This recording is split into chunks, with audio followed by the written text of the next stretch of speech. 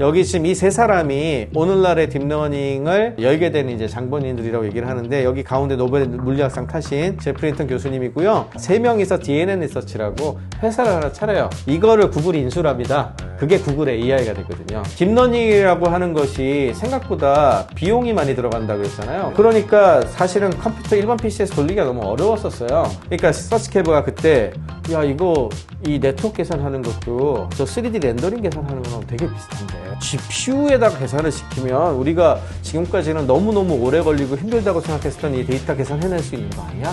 라는 생각을 하고 한번 GPU 갖고 세보자 해서 그거에서 돌렸더니 도는 거야. 학습이 되는 거야. 그리고 그 결과와 모델과 이런 방법론을 전부 공개를 했어요. 이때 이제 난리가 나요. 그러면서 인공지능 붐이 이제 세 번째 인공지능 붐이 일어나게 됩니다. 세 가지 조건이 충족이 돼서 그래요. 자, 3프로TV와 디지털 교육의 강자 패스트 캠퍼스가 함께하는 AX 칼리지입니다. 안녕하세요. 저는 이주호 기자고요. 자, AX 칼리지가 뭐냐? 우리가 인공지능에 대해서 지금까지는 산업에 대한 분석을 참 많이 했어요. 누가 GPU를 잘 만들고 누가 GPU를 사고 있고 돈은 얼마나 들어가고 이게 언제까지 갈 거고 이런 얘기들은 많이 했는데, 그러면 실제로 우리가 업무 환경에서 내가 인공지능을 사용하고 있냐를 따져보면 그걸 체감하기는 사실상 쉽지 않거든요. 하지만 결국 인공지능이라고 하는 것은 우리 생활에 접목돼서 우리가 인공지능 트랜스포메이션이 되어야만 현실화될 가능성이 높습니다. 그래서 인공지능 트랜스포메이션 AX라고 저희가 이름을 지은 AX 칼리지를 준비해봤습니다. 우리가 얼마나 실생활에 이 인공지능을 접목시킬 수 있는지를 저희가 여러 가지 커리큘럼을 준비했으니까 저희와 함께 따라와 주시면 될 것 같습니다. 자, 그래서 오늘은 그 첫 번째 시간으로 굉장히 중요한 분을 모셨죠. 아시아투지 캐피탈 공동 창업자이자 디지스트 전기전자 컴퓨터공학과 정지훈 교수님 모시고 인공지능과 IT 패러다임의 전환, AX 시대의 도래라는 주제를 갖고 한번 이야기를 나눠보도록 하겠습니다. 교수님 어서 오세요. 네, 안녕하세요. 안녕하세요. 원래 교수님 소개 안 하려고 그랬어요.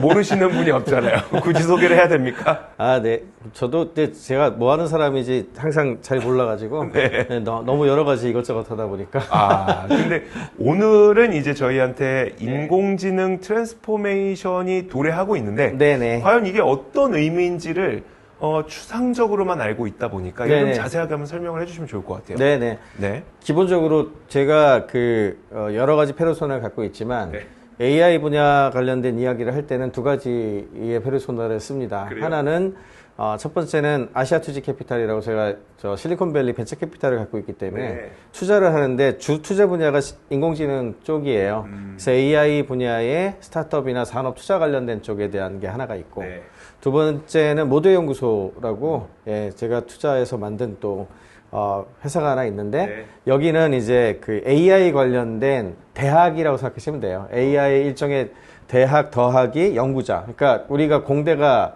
인터넷으로 돌아간다라고 생각하시면 딱 맞는다고 생각하시면 되는데 우리나라에서 제일 큰 커뮤니티죠. 그래서 이 두 가지 패러다임을 두 가지 어떤 페르소나를 이용해서 이야기를 하고 있고 그래서 AI 관련해 가지고 오늘 제가 많이 말씀드리려고 하는 이야기는 뭐 이제 아마도 다른 교수님들이나 다른 분들이 AI의 전반적인 역사라든지 윤리라든지 이런 여러 가지 얘기들은 자세하게 해주실 거라고 생각을 하고 아무래도 저는 투자 사이드하고 연구하고 이런 것들을 같이 보기 때문에 큰 IT 산업의 패러다임 전환의 측면에서 조금 더 숲을 보는 시각에서 AI를 어떻게 봐야 될까 그렇게 좀 초점을 많이 맞춰가지고 말씀을 드리도록 하겠습니다. IT 패러다임이 인공지능을 통해서 어떤 변곡점을 가져왔는지. 그렇죠. 네네네. 한번 시작해볼까요? 정확하게는 그거보다는 IT 패러다임이 한 20, 30년 단위로 변하고 있거든요. 그런데 그거에 따라서 AI도 다르게 해석되고 다르게 발전하고 있어요. 그래서 이제 어떻게 보면 세상의 변화에 AI를 맞춘다고 조금 더 생각하시면 더 맞을 것 같아요. 알겠습니다. 그럼 시작해볼까요? 네. 일단은 제일 중요한 게 히스토리라든지 또는 AI 기술 중에서 제일 최근에 뜨고 있는 기술들 이런 것들을 딱 알아보는 것도 되게 중요하겠지만 용어부터 좀 제대로 좀 정의를 하고 가는 게 맞을 것 같아가지고 AI라고 하면 인공지능인데 인공지능이 생각보다 되게 넓은 개념이에요. 그래서 인공지능은 인간이 생각하는 뭐 사고 방식이라든지 학습 그리고 뭐 지적인 추론이라든지 이런 지적 능력이잖아요. 또는 계획하는 거, 플래닝 이런 것들을 다 컴퓨터를 통해서 구현하는 기술을 인공지능이라고 해요. 그래서 굉장히 넓은 범위고, 근데 최근에 뜨고 있는 그 인공지능이라고 얘기를 하면은 흔히 머신러닝이라고 좀 국한해서 많이 얘기를 하거든요. 머신러닝은 말 그대로 머신이 러닝한다. 그러니까 기계가 학습한다는 뜻이에요. 그러니까 컴퓨터가 스스로 학습해서 인공지능 성능을 향상을 시키는, 근데 이걸 향상시키는 것이 데이터가 하죠. 그래서 데이터하고 인공지능은 뗄래야 뗄 수가 없다. 이런 얘기를 하게 되는 것이 사실은 머신러닝하고 관계되어 있다라고 생각을 하시면 되고요. 그러니까 머신러닝이 인공지능의 작은 부분이죠. 그 다음으로 이제 최근에 진짜로 이제 이 붐이 일어난 게 2012년부터 보고 있는데 2012년부터 일어난 붐의 그 원초적인 기술은 딥러닝이라고 부르죠. 이거는 머신러닝의 일종인데 인간의 뉴런, 신경망하고 비슷한, 그러니까 이런 원리를 처음으로 1980년대 이게 처음 나오거든요. 1980년대 신경망을 이제 MLP라고 해서 이 엮어가지고 학습할 수 있는 학습 방법 같은 것들을 제시를 하게 되는 게 호필드라는 사람하고 제프리 힌턴 교수 이 두 사람이 제일 먼저 제시를 했는데 그게 이번에 노벨 물리학상을 탔죠. 노벨 물리학상을 탈만해요. 어떤 면에서는. 근데 그것이 한 30년 이상을 거짓말 취급당했어요, 사실은. 쓸데가 없다. 아무 데도 못한다. 그랬었는데 이거를 이제 그 성능을 내려면 조금은 안 되고 깊게 쌓아야 됐거든요. 학습 네트워크를. 그러니까 깊게 쌓아야 되니까 딥러닝이 되는 거예요. 깊게 쌓아서 러닝이 돼서 딥러닝이 됐고 그게 현실화된 게 2012년이에요. 그러니까 이론이 원래 나와가지고 진짜 현실화되는 데까지 수십 년이 걸리는 게 여기서도 보여주는 거죠. 그래서 인공지능이 제일 크고 머신러닝이 그 가운데 두 번째 있고 그 안에가 딥러닝이다. 일단 이렇게 세 가지를 알아두시는 게 제일 중요해요. 그 다음으로는 이제 AX에 대한 이해를 할 때 우리가 이제 그 인공지능 전환이라고 부르죠. 그럴 때 이제 머신러닝이라고 하는 것이 기본이 되는데 이때 데이터를 앞에다 놓고서 어떻게 대하느냐에 따라 가지고 이 AX 전략이 완전히 달라집니다. 그래서 이때는 이제 세 가지 개념을 이해를 해야 되는데 하나가 지도학습, 두 번째가 비지도학습, 세 번째가 강화학습이에요. 각각마다 굉장히 큰 변화가 나타났어요, 사실은. 일단 2012년에 딥러닝 처음 등장했을 때 제일 먼저 큰 변화를 일으킨 게 지도학습이에요. 지도학습은 말 그대로 지도가 슈퍼바이저 알려주는 거죠. 그래서 슈퍼바이스드 러닝이거든요. 누군가가 와서 알려주는 거죠. 예를 들어서 코끼리하고 기린을 구별하는 AI를 만든다. 그러면은 이거는 코끼리, 저거는 기린 이렇게 딱 정해가지고 그림을 보고서 알려주는 거죠. 여기 그림에서도 보시면은 이게 코끼리, 이게 기린 이렇게 딱 있잖아요. 그럼 코끼리, 기린 데이터를 많이 넣어주면은 나중에 다른 코끼리와 기린을 넣어줘도 코끼리인지 기린인지 알게 된다. 강화학습은 뭐냐면은 이제 오른쪽에 이제 보여드리는 건데 우리가 이제 그 보상을 통해서 상을 주거나 벌을 줘가지고 그 강화하는 거예요. 그러니까 우리 그 옛날 파블로프나 스키너 기억나시죠? 조건반사 밥 주고 뭐 침 흘리고 하는 그 옛날 저 기억 나실 텐데. 누구나 이렇게 돈을 주거나 상을 주면은 그 방향으로 좀 강화가 되지 않습니까? 학습이 되잖아요. 그렇게 하게 되면은 이 원리는 특별하게 문제 정답상을 가지지 않더라도 해결할 수 있다. 라고 해서 여러 군데 적용할 수가 있어요. 알파고 생각을 잠깐 떠올려 보시면은 알파고 처음에는 기보 좀 학습하고 둘이 둔다고 했지만 어쨌든 강화 학습을 썼고 알파고 제로 때는 어떤 얘기가 나왔냐면 전혀 기보 학습을 안 시키고 그냥 알파고 끼리 바둑을 수만 판을 두게 해서 이곳이고 했더니 바둑을 잘 두게 됐더라. 요런 얘기 들으셨죠? 그러니까 이거는 뭐가 좋냐면 데이터를 따로 준비를 해가지고 제공할 필요가 없죠. 그러다가 이제 마지막 최근에 이제 제일 중요하게 이야기되는 이제 비지도 학습이 나오게 됩니다.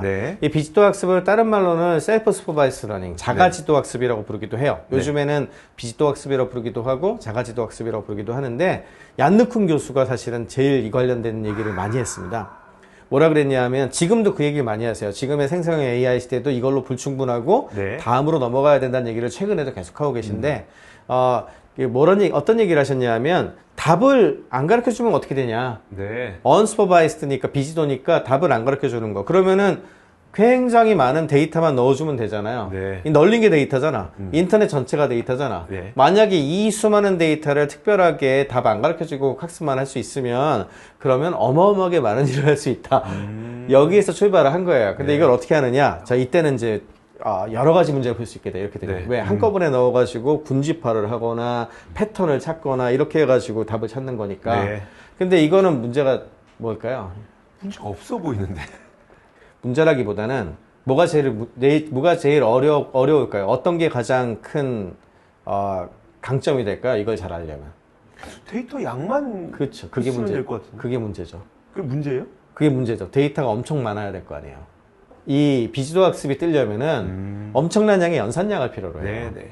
근데 그거를 공급을 할 수 있느냐 없느냐 문제에 들어가게 됐는데 대신에 장점은 굉장히 많은 문제를 해결할 수 있거든요. 흔히 얘기하기를 이제 인공지능의 그 붐이 한 3차례 정도 지금 되고 진행됐다고 얘기를 하잖아요. 네. 첫 번째는 1950년대에 이제 일어나게 돼요. 그게 존 메카시나 앨런 튜링 이런 사람들을 통해 가지고 제시가 됐었고 이때만 하더라도 PC가 일반적으로 공급되지는 않았으니까 과학의 영역이었어요. 네. 그리고 또는 뭐 우리 흔히 얘기하는 우주라든지 뭐 나사 이런 데서 주로 했었던 영역이고 그래서 이때까지만 하더라도 그냥 연구 같은 걸로 진행이 됐었는데 생각보다 성과가 안 나니까 그러니까 한번 박살이 났죠. 네. 예, 그래서 한번 첫 번째 인공지능의 겨울은 그렇게 끝이 났어요. 두 번째 인공지능의 겨울은 PC와 함께 사실은 등장을 합니다. 네. 왜냐하면 개인들이 다 컴퓨터를 한 대씩 갖게 되니까 이거 가지고 뭐를 할 수 있을까 생각을 되게 많이 하게 되잖아요. 네. 그러면서 이제 두 번째 인공지능의 붐이 왔었는데 이것도 성과가 잘 안 나오게 돼요. 근데 이때는 가장 큰 이유가 그 당시 컴퓨터의 성능과 네. 그 얘네들을 학습할 수 있는 데이터가 충분치 않았기 때문에 성능이 안 나와서 그랬던 거지 거짓말은 아니었던 거거든요. 네. 1980년대에 사실은 PC 혁명이 이렇게 진행되기 시작할 시점에 이론은 나왔었던 거잖아요. 근데 그럼에도 그렇죠. 불구하고 왜 죽었냐? 이론은 나왔는데 써보니까 그닥 잘 성능이 안 나오는데 성능이 거짓말이어서가 아니고 데이터랑 컴퓨터 성능이 부족해서였거든. 부족해서. 어쨌든 네. 그래서 꺼졌어요. 네. 그러다가 이번에 세 번째가 메모리 비용이 어마어마하게 줄고 GPU라든지 이런 것들이 이제 되면서 이제 나타난 거예요. 그래서 네. 어떻게 보면은 붐이 세 번째고 IT 패러다임 첫 번째 그 사이클하고 연동돼서 이제 진행됐다고 이제 표현을 하는데 첫 번째 사이클이 PC하고 윈도우하고 인터넷 사이클. 이 20년의 사이클을 저는 한 덩어리로 보거든요. 네. 1980년대 말부터 이렇게 PC가 공급되기 시작을 했고 그건 하드웨어의 공급이잖아요. 네. 그 다음에 누구나 쉽게 쓸 수 있도록 하는 소프트웨어로 윈도우 95가 진짜 중요합니다. 여기 왼쪽 그림 보시면 아시겠지만 윈도우 95 나오기 이전만 하더라도 그렇게까지 뭐 엄청난 숫자가 1년에 공급된 건 아니었거든요. 저 개수가 예, 이게 밀리언 단위이기 때문에 네. 7천만 대, 뭐 그러니까 한 해 7천만 대, 8천만 대 뭐 이렇게 공급된 거였어요. 그러니까 뭐 많은 것 같지만 그렇게 많다고 할 수는 없거든요. 일반 대다수한테 갈 때까지는. 근데 윈도우 95가 나오면서부터 이렇게 팍팍팍팍 늘어요. 그래가 수억 대가 넘어갑니다. 이제 후반부에 가면. 네. 예, 그런데 이거의 주도권을 마이크로소프트가 주도를 하게 되죠. 왜 이게 중요했냐? 윈도우는 그래픽으로 할 수 있었거든. 그전에는 그렇죠. 컴퓨터를 타이핑해서 맞아요. 그러니까 배워야 되잖아요. 네. 근데 누구나 쉽게 이렇게 클릭해서 할 수 있게 한 게 윈도우가 처음에 그러니까 이렇게 빠르게 전파가 된 거거든요. PC, 윈도우, 인터넷이라고 하는 거의 20년의 사이클이 IT 패러다임 전환의 가장 첫 번째 사이클을 이룹니다. 네. 이게 첫 번째 사이클이고 그 다음으로 이제 두 번째 사이클은 이제 2007년부터 시작했다고 보고 있고 아직 안 끝난 사이클이죠. 네. 이제 끝물이에요. 끝물이긴 한데 예, 스마트폰으로 시작이 됐죠. 2007년 아이폰과 함께 시작이 돼서 지금 이제 15년 넘었죠. 16년 2007년 17년이네요 벌써. 그러네요. 17년 거의 20년. 그래서 네. 보통 한 20년 단위로 움직인다고 저는 생각을 하는데 그래서 이거 같은 경우에는 스마트폰이 기계 역할을 하게 됐고 네. 그 다음에 킬러 소프트웨어는 윈도우가 아니잖아요. 네. 윈도우가 아니고 사실은 개인 기기다 보니 첫 번째 사이클은 생산성 도구였잖아요. 네. PC는 어디까지나 생산성 하는 기계니까. 그러다가 B2C가 끼어들은 거고 이거는 반대로 스마트폰은 처음부터 B2C 기계죠. 그렇죠. 개인용 기계니까 내 개인 사생활과 내 개인이 뭐 하기 위한 거지 무슨 업무용 아니잖아. 네. 여기다가 업무하라고 하면 되게 짜증나잖아요. 네. 예, 그거랑 업무를 물론 할 수는 있지만 그렇죠. 예, 주객전도가 반대로 뒤집히죠. 예, 스마트폰의 킬러 소프트웨어는 그래서 소셜미디어가 되죠. 예, 처음에는 속도가 느리니까 문자 기반의 네. 뭐 트위터나 페이스북 같은 걸로 시작을 했지만 좀 지나니까 카톡 등장하고 그렇죠. 그 다음에 이제 유튜브나 지금은 틱톡이나 뭐 이런 걸로 영상으로 넘어갔잖아요. 이게 이제 두 번째 사이클입니다. 이때 큰 변화가 또 나타나게 되는데 어떤 변화가 나타났을까요? AI 쪽에 큰 변화가 여기에서 나타나게 돼요. AI의 큰 변화요? 네. 아까 개인 선호도. 그것도 있고 아까 AI의 핵심은 데이터라고 그랬었죠. 데이터. 네, 네. 데이터 관점에서 한번 생각을 해보세요. 데이터 양이 많아진다. 그렇죠. 모든 사람의 대화가 데이터가 된다. 예, 모든 사람들의 대화뿐만이 아니라 모든 사람들의 모든 사람들이 다 데이터 생산자가 돼버리지. 아, 그에 비해서 그런 종류의 퀄리티 있는 데이터가 적은 것들은 착각하거나 잘못할 가능성이 많죠. 그러네요. 예, 이런 어떤 그 전환점이 두 번째 사이클에서 오게 돼요. 네. 그리고 이때 이거를 잘 따라가는 회사, 못 따라가는 회사가 그냥 극명하게 그냥 마켓에서 갈리죠. 네. 대표적인 회사가 마이크로소프트와 애플. 네. 마이크로소프트가 이게 일십 백천이니까 로그 스케일이거든요. 네. 그러니까 이보다 훨씬 더 갭이 벌어진다고 생각하시면 되는데 1990년부터 시작해서 2000년 요때 7, 8년 이때까지는 마이크로소프트가 대장이던 시절이잖아요. 첫 번째 네. 사이클. 네. 이때는 애플하고 얘네들이 비슷한 시기에 하드웨어하고 소프트웨어로 갈려서 출발한 거였거든요. 네. 그랬는데 이렇게까지 급격하게 벌어지면서 마이크로소프트가 1등을 하게 되죠. 네. 그랬는데 스마트폰과 함께 애플이 쭉 따라와가지고 역전을 시켜버리죠. 2011년에 역전시킵니다. 네. 마이크로소프트가 이게 이렇게 될지 몰랐었거든요. 그래서 두 번째 사이클은 애플이 주인공이 돼버리는 네. 이런 일이 벌어졌고, 하나 더 드라마틱한 거는 지금은 이제 인텔이 박살이 났으니까 너무나 쉽게 얘기하지만 이 당시만 하더라도 인텔이 반도체 분야에서 시가총액을 누구한테 1등을 뺏긴다? 상상도 못하던 생각입니다. 왜냐하면 인텔은 전설이거든요. 그렇죠. 네. 그랬는데 이때 이제 퀄컴이라는 회사가 혜성과 같이 등장을 해요. 왜 CDMA와 그렇죠. 함께 스마트폰에 이제 집어넣는 네. 칩세트로 퀄컴께 채택이 많이 되니까, 그러면서 점점 퀄컴이 따라잡다가 2012년 말에 사상 최초로 인텔이 시가총액 1위를 내줍니다. 물론 이제 이 뒤엔 뭐 다른 회사들이 또 더 많이 나와서 뭐 정신없이 변하긴 합니다만, 네. 이때 인텔이라고 하는 전설이 깨질 수 있다는 걸 보여주게 되죠. 이게 다르게 설명을 하자면은 패러다임 시프트를 잘 못 따라가면 네. 지금 1등하는 어떤 회사라도 박살날 수 있다는 걸 보여준 거예요. 그리고 또 이 시기에, 두 번째 사이클 시기에 아까 말씀드린 슈퍼비전 팀, 딥러닝을 만들어낸 제프 린턴 교수 슈퍼비전 팀이 2012년에 네. 이렇게 이미지넷 챌린지라고 해서 사진을 보고서 뭔가 판별해내는 거거든요. 네. 그게 사람이 한 5% 정도 틀린다고 그래요. 네. 이게 보통 대학원생들이 한 거니까 일반인보단 잘할 거예요. 대학원생들이 한 5% 정도 틀렸다. 네. 예, 그러니까 이걸 기준으로 해서 첫 대회만 하더라도 28% 틀리고 26% 틀리고 이랬거든요. 네. 근데 2012년에 요 알렉스넷이라고 나오죠. 네. 요 알렉스넷이 나왔을 때 갑자기 10% 이상 에러가 줄면서 어마어마한 변화를 나타내게 되는데, 이게 딥러닝이에요. 네. 딥러닝이 처음으로 상용화 가능하게 된 거였거든요. 근데 이때 혜성과 같이 또 하나 등장을 한 게 바로 그 GPU입니다. 여기 지금 이 세 사람이 오늘날의 딥러닝을 열게 된 이제 장본인들이라고 얘기를 하는데, 여기 가운데 노벨 물리학상 타신 제프 린턴 교수님이고요. 알렉스넷이라는 이름을 붙이게 된 이게 알렉스 크리제프스키라고 네. 하는 친구예요. 지금은 뭐 딥마인드 갔다가 지금은 자기만의 뭐 이런 걸 또 되게 많이 하고 그런 친구고, 천재적인 과학자 중에 한 명이고요. 이 왼쪽이 또 유명한, 지금은 캐버? 맞습니다. 네. 젊었죠. 지금은 머리가 다 벗겨져가지고. 머리 있으니까 잘생겼네요. 예, 일리아 서츠케브라고, 예, 그 오픈 AI 공동 창업자 중에 한 명이고, 반란 일으키는 사람 중에 네, 그렇죠. 한 명이죠. 이렇게 세 명이서 DNA 리서치라고 회사를 하나 차려요. 네. 이거를 구글이 인수를 합니다. 네. 그게 구글의 AI가 됐거든요. 네. 그때 수천억 원을 썼어요. 이 세 명 스카우트 하는데 사실상. 그때 이제 이 일리아 서츠케브가 뭔 역할을 해줬냐 하면은, 딥러닝이라고 하는 것이 생각보다 비용이 많이 들어간다 그랬잖아요. 네. 그 학습하는데. 네.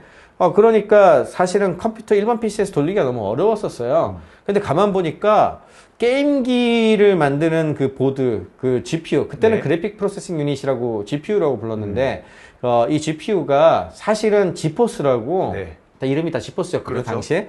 지포스라고 PC방 같은 데에서 3D 게임 같은 거 많이 할 때 집에 컴퓨터 하드웨어 스펙이 후지면은 못하니까 거기 가서 하겠다라고 했었던 거 기억나시잖아요. 그렇죠. 네, 네. 그럼 그 3차원 그래픽 해주는 렌더링을 해주려고 해주는 건데, 네. 3차원 그래픽 렌더링 하는 연산이 사실은 인공지능 연산이랑 되게 비슷한 연산을 해요.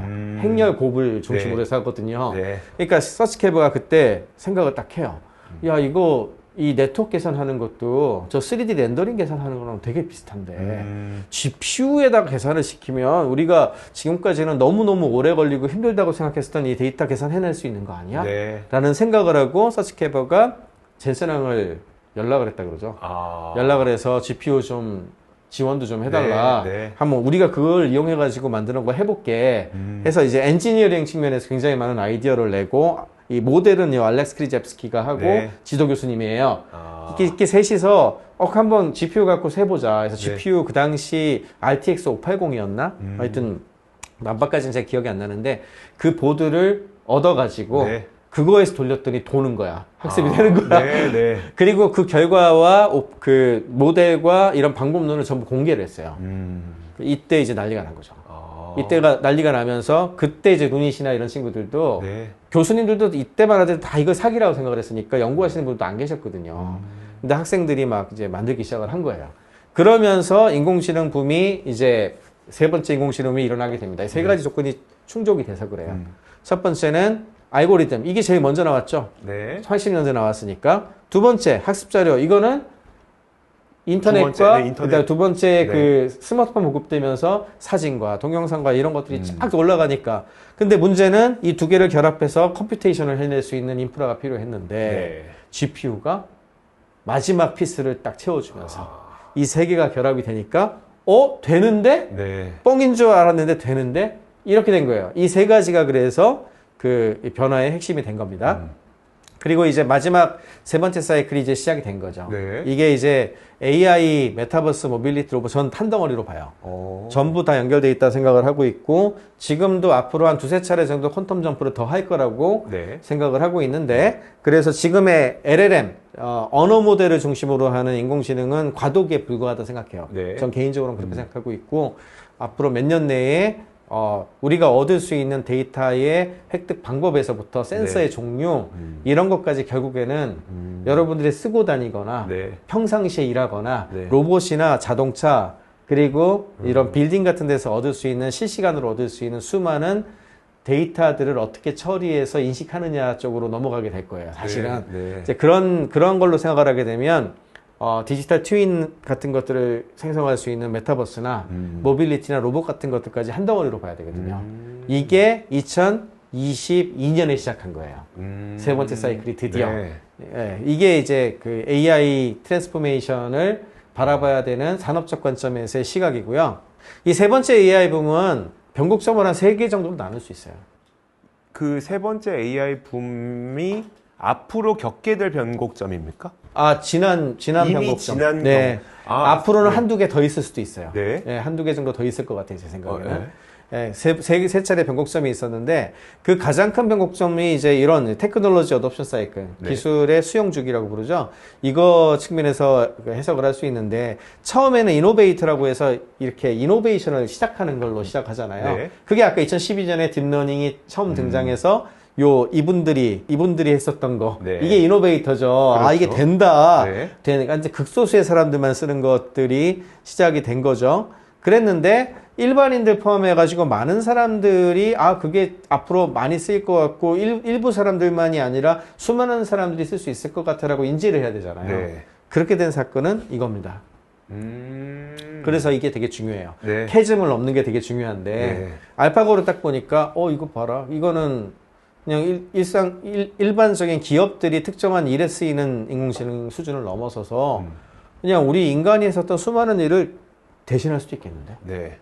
이게 두 번째 변곡점이에요. 첫 번째 변곡점 2012년에 알렉스넷을 중심으로 하는 딥러닝 첫 번째, 2016년에 알파고가 일반인들한테 그다음에 일반 기업한테도 야 이제 큰일 났고 세상이 변할까라고 하는 예고편을 보여줬고 이때부터 정부 정책 같은 것도 바뀌기 시작을 했고 전 세계 큰 빅테크들이 돈을 투자를 크게 하기 시작을 했고 근데 우리나라의 기업들도 경각심을 가지게 됐고 근데 이제 그거를 이제 개발을 해서 뭔가 진짜로 많은 사람들한테 가는 것까지 가야 되잖아요. 근데 이때부터 챗GPT까지 그러니까 2022년까지 6년간의 기간 동안에는 대중화 관련된 게 부족했던 거예요. 왜? 일반인들이 쓰지 않으면 세상은 안 바뀌거든요. 원래 세상을 바꾸는 사이클, 저는 사이클을 되게 중요하게 보는데 그 기술이 변화하는 사이클은 많은 사람들한테 보급되는 시점부터 시작이 된다고 봐요. 그러니까 아까 사이언스 하시는 분들은 내가 첫 번째 논문을 이때 페이퍼를 냈으니까 이때부터 시작된 거 얘기를 하지만 그냥 자맹이거든. 그렇죠. 그게 얼마 걸릴지 아무도 몰라요. 네. 예를 들어 바이오에서 항암제 타겟이 발견됐습니다. 몇 년 뒤에 약이 나올지 모른다고. 네. 그러니까 그 사이언스는 그냥 사이언스거든요. 근데 그러다가 막상 돌아가는 게 나왔어. 네. 그럼 거기까지도 일반 사람들이 그걸 바꿀 것 같지만 별로 안 그렇죠. 네. 왜? 너무 비싸면 또는 너무 접근하기 어려우면 못 쓰니까. 네. 근데 많이 생산돼서 많은 사람들이 쓸 수 있게 되면 그때부터는 그렇죠. 쓴 사람과 안 쓴 사람의 격차가 나죠. 네. 그때부터는 세상이 절대 뒤로 안 돌아가요. 무조건 그 기술을 중심으로 더 나은- 거대한 네. 눈덩이가 굴러가듯이 그렇게 바뀌어 나가거든요. 그 사건이 2022년에 세 번째 붐의 세 번째 사건이라고 할 수 있는 챗GPT가 등장을 하게 되죠. 네. 이걸 이용을 해서 어떻게 미래지향적으로 바꾸어 나갈 것인가. 네. 이제 이게 핵심인데 이제 이걸 바라봐야 되는 관점들은 굉장히 여러 가지가 있어요. 이거에서 AIX, 소위 AI 트랜스포메이션의 네. 가장 핵심적인 변화가 이제 진행이 될 거라고 생각을 합니다. 제가 최근에 ECCV라고 세계에서 제일 유명한 AI 학회 중에 하나입니다. 네. 거기 다녀왔는데 거기 밀라노에서 했었거든요. 네. 밀라노에서 했는데 가장 강렬한 인상이라 그래야 되나? 네. 그런 걸 보여줄 수 있었던 동영상이 좀 있어가지고 제가 데모하는 걸 하나 갖고 왔는데 한번 보여드릴게요. 네. 보시죠. 하나는 왼쪽에 있는 로봇.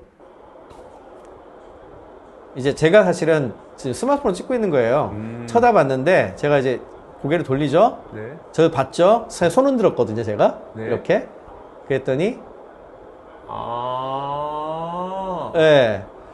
근데 이게 잘 보시면 디자인이 상당히 예쁘죠. 네. 예, 그 다음에 오른쪽에 거. 얘는 이제 다리가 있지는 않고 굴러다니는데요.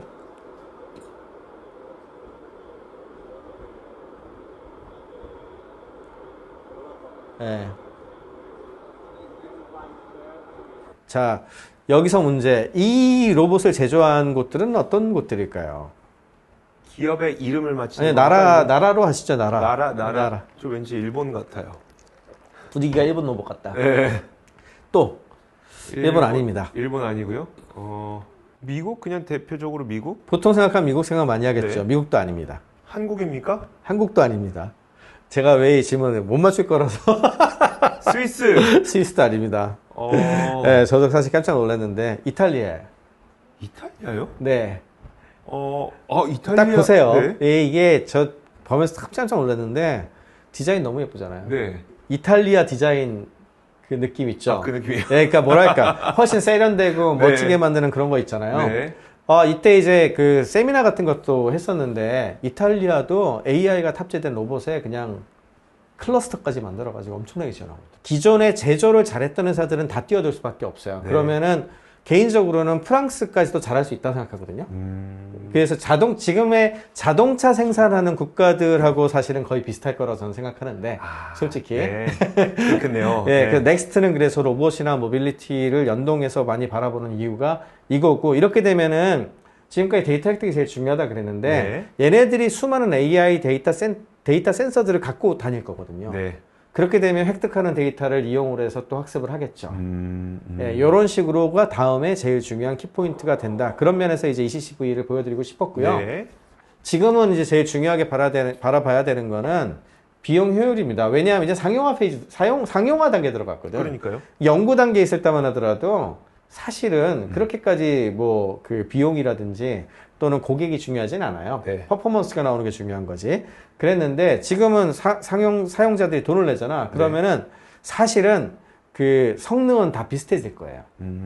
원래 커머디티화 될 때에는 네. 다들 비슷비슷하게 공급이 되니까 다 비슷해지는데 그러면은 가성비 따지게 되거든요. 네. 그럼 비슷한 성능에서 누가 얼마나 최저가에서 서비스를 잘할 수 있을까? 그게 첫 번째, 비용 효율이고 두 번째는 고객들의 이해와 요구가 매우 다양하거든요.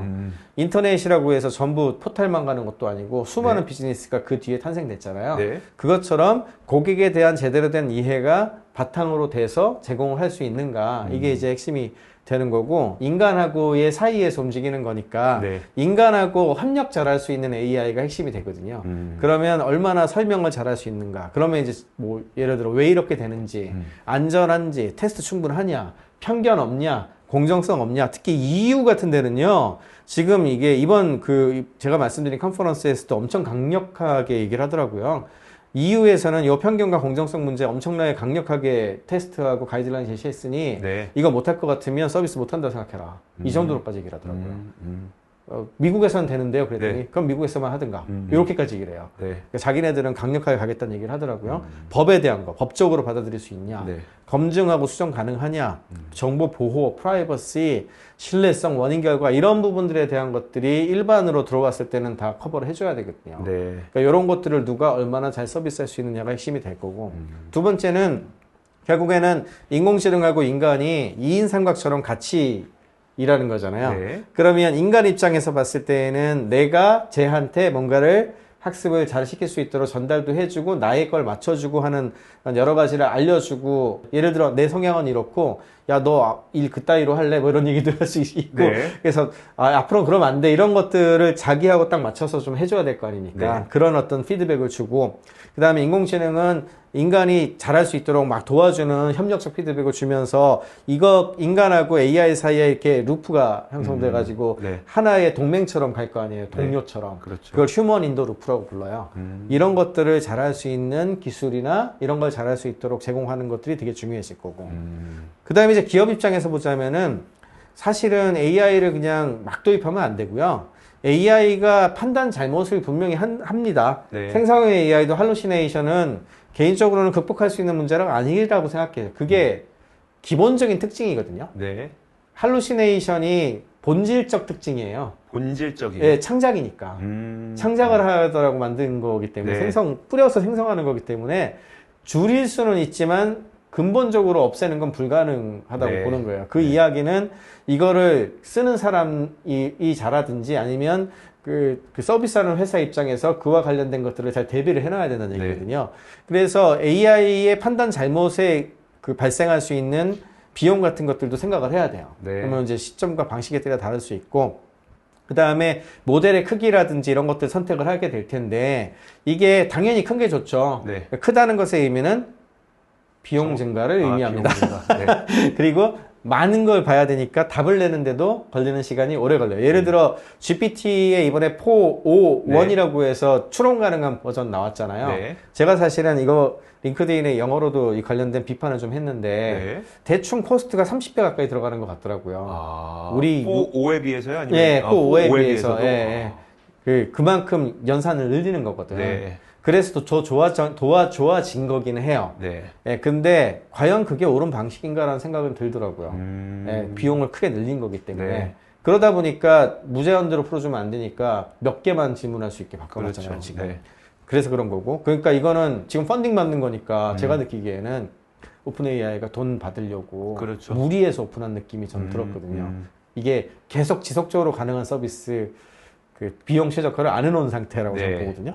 네, 그러니까 이런 부분에 대한 고민도 실제로 AI 트랜스포메이션을 해서 서비스하는 회사는 해야 돼요. 그 다음에 비즈니스 쪽에서는 봐야 되는 게, 연구나 데모할 때는 안 나타나는 문제가 비즈니스 적용할 때 이상한 일이 나타나요. 드문 네. 샘플이. 그리고 심지어는 이거를 뭐 악용하거나 어뷰스하거나 이상한 인간들이 있거든요. 네.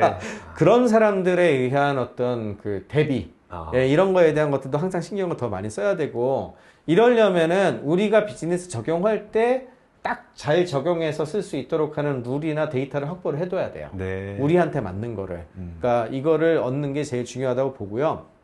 그래서 AI에 준비된 AX 기업이 되려면은 프로젝트 수준이 아니고 네. 특정 프로젝트 수준이 아니라 회사 단위에서 데이터 전략을 갖고 있어야 돼요.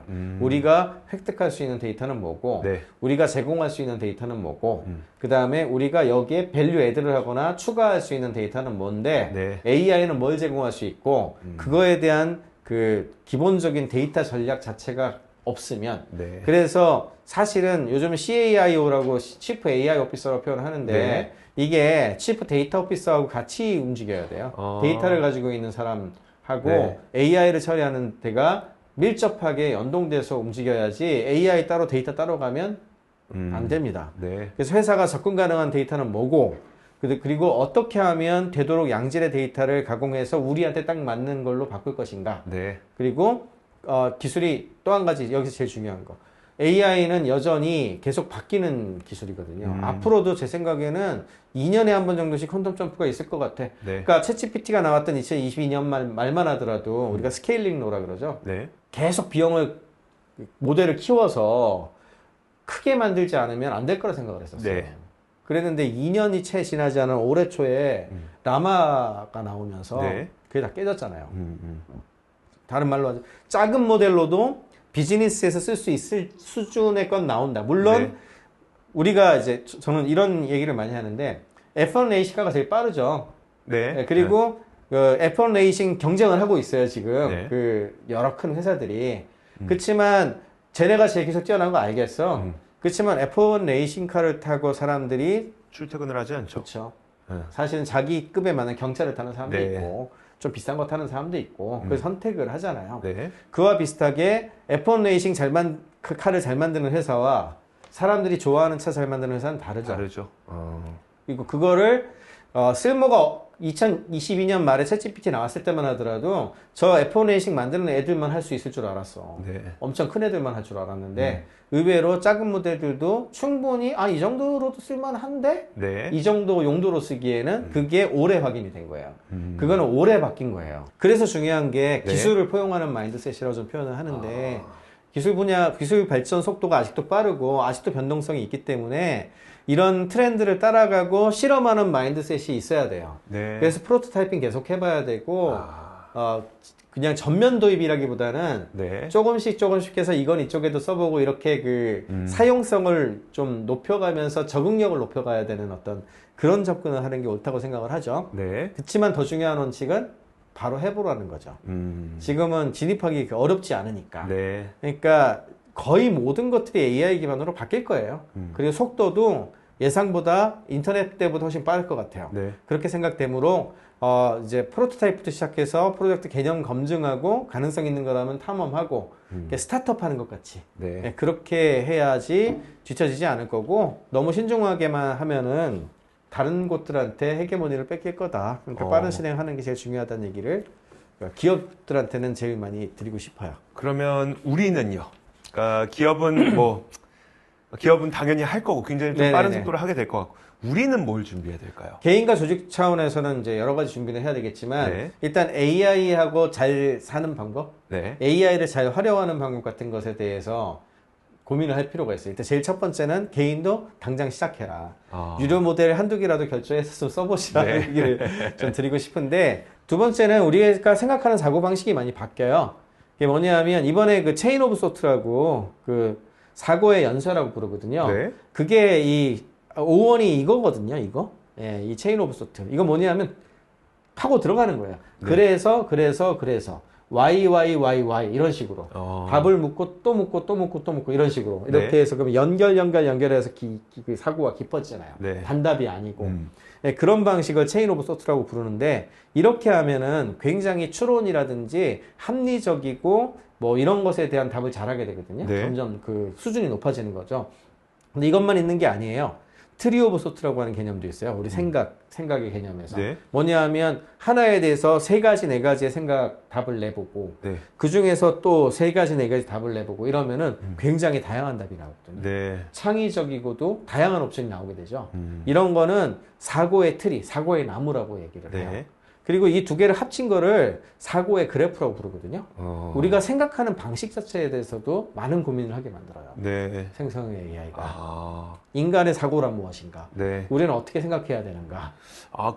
제가 잘 와닿지 않는데 이게 그러면은 내가 질문을 잘못했구나를 스스로 깨달을 수 있다는 그럴 그런 수도 말씀이- 있죠. 그럴 수도 있고, 네. 그 다음에 얘가 생각하는 것과 내가 생각하는 것의 사고의 방식 자체에 대해서 고민하게 되죠. 예.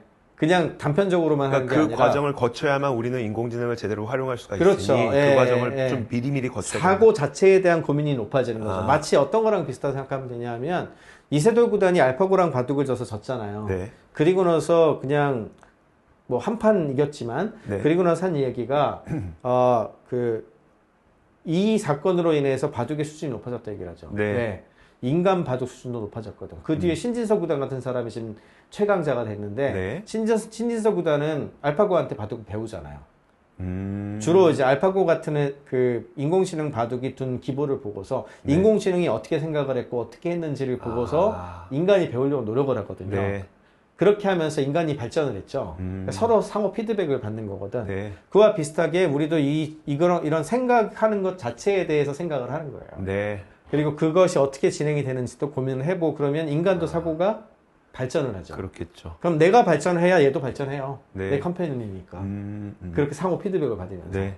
이제 그런 게 사고에 대한 사고, 어. 생각에 대한 생각. 네, 이런 식으로 높아지는 거죠. 네, 알겠습니다. 와, 오늘 이 시간을 통해서 저는 첫 번째로 왜 AI가 다시는 역행할 수 없는 단계까지 왔는지를 좀 체감을 하게 됐고, 그리고 앞으로 우리가 어떤 것을 좀 주목해 봐야 되는지까지 좀 잘 알게 되는 시간이 아니었나 싶습니다. 그리고 그 세상을 맞이하는 우리의 입장에서는 나는 또 무엇이 변해야 되는지까지 사실 저는 조금 느렸거든요. 오늘 근데 교수님 이야기 듣고 오늘이라도 당장 한번 좀 시작을 해봐야 되겠다. 네. 미리 좀 준비를 해봐야 되겠다. 라는 생각이 들게 됐습니다.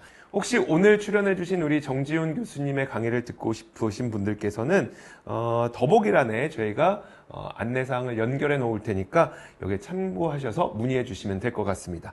자, 다음 주에는 생성형 AI에 대해 기초 개념을 잡아보는 시간을 가져보도록 할 테니까요. 다음 시간도 많은 시청 부탁드리도록 하겠고, 오늘 함께 해주신 정지훈 교수님은 여기에서 보내드리도록 하겠습니다.